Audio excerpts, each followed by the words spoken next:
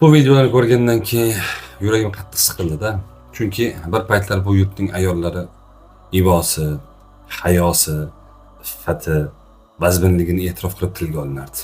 Bugun esa bir san'atkorning ortidan erkak va ayol aralashgan holda, buni ortidan yugurib, qichqirib, o'zlarini yo'qotib qo'ygan manzaralarga guvoh bo'lib, kishi o'ylanib qoladi. Gap konsert haqida emas.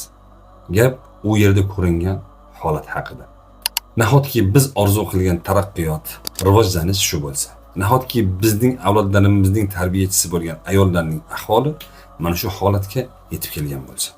Hozir kimdir darrov yozadi. Erkaklar haqida gapirmaysizmi? Gapiraman. Chunki masalaning ikkinchi tarafi ham bor.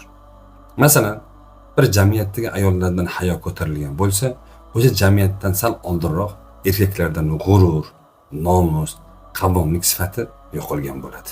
Va yana bir narsani haqiqatini gapirsangiz, sen ham mukammal emassan-ku deyishadi.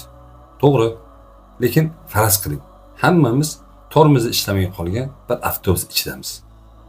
Men sizga avtobus halokatga qarab ketyapti, jarlikka yaqinlashib qoldi desam, sen ham mana shu avtobusning ichidasan-ku deb kulasizmi yoki muammoni hal qilish uchun harakat qilasizmi? Masala kimning mukammalligida emas. Masala vaziyatni to'g'ri baholay olishdi. Yana bir savol tug'iladi. Bu ayollarning uyida erkaklar yo'qmi? Masalan, otasi, eri yoki akasi. O'zbek millatidagi erkaklarning qavvomlik sifati qayerga ketdi? Axir erkak uydagi ayollarning faqatgina rizqini topish uchun emas, balki ularning hayosi, iffati, nomusini qo'riqlash uchun ham mas'ul edi-ku. Bugun bunday holatlarni ko'rib, faqat ayollarning o'zini ayblash to'g'ri emas. Erkaklar ham o'zlarini tuzatishlari kerak. Ya'ni erkak bo'lishlari kerak.